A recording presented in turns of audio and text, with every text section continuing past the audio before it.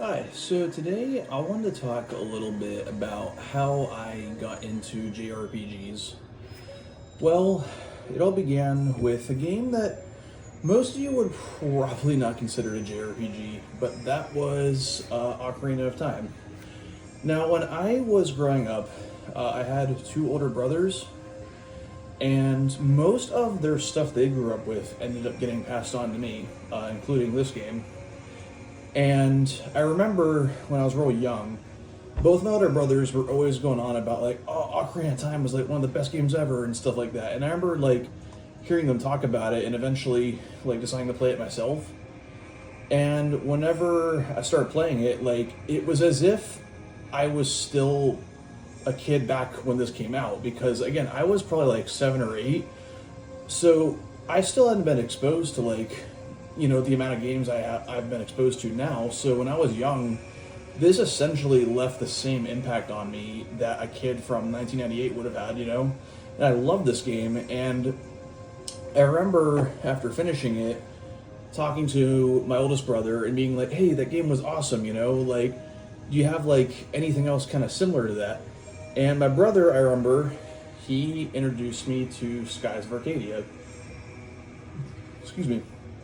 And when he showed me this game, he was like, "Listen, this is like a fantasy game, but it's a little different from Ocarina of Time, but I think you'll like it." And started this game, and immediately I was hooked. Like just the music, the aesthetic, like the art style.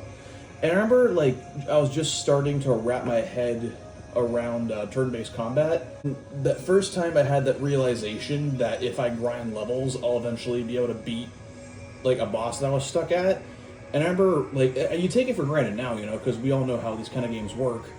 But I remember being, like, real young and having that, like, revelation of, like, oh my god, if I level up a little bit more, I can beat that boss I was stuck at. And I remember doing that. And I remember it was at that boss at Shrine Isle, like the big sentinel stone thing that you fight at Shrine Isle when you recover the Moonstone with Ica.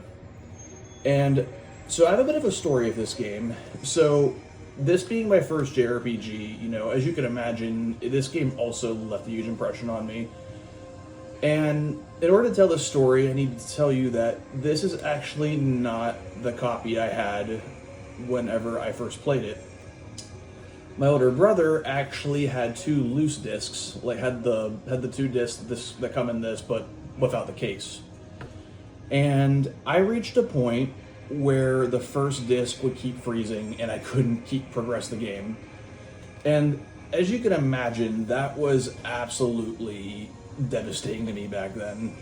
And I remember I remember exactly where it was. I remember it's like whenever your family gets kidnapped by the Valuan Empire and you decide to go with Ica to go and travel to Valua.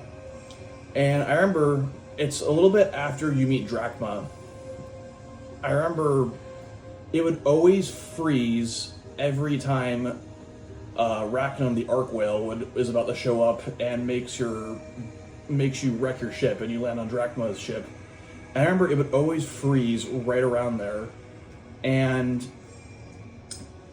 yeah, for the longest time, I did not have a way to keep playing this game. And so fast forward a few years later, I remember I saved up a bunch of allowance money and I went on eBay and I found this very copy I'm holding here. And this game's even more expensive now, ever since like the value of retro games has only shot up, like especially old RPGs. But this game, like even back then, I remember if I correctly, this copy I think by itself like cost me $90, and this goes for even more than that now. But it was well worth it because I got to play the rest of the game. I made it to the end, and I absolutely loved it. And from there on, I went on to play like tons of other beloved RPGs, like all the Final Fantasies and Earthbound, Chrono Trigger, and Tales of Games, Persona, and so on. And yeah, that I remember that these were the two games that not only got me into RPGs, but also got me into like fantasy, like fiction, like These games were super influential to me, and I still love them just as much as I did as a kid.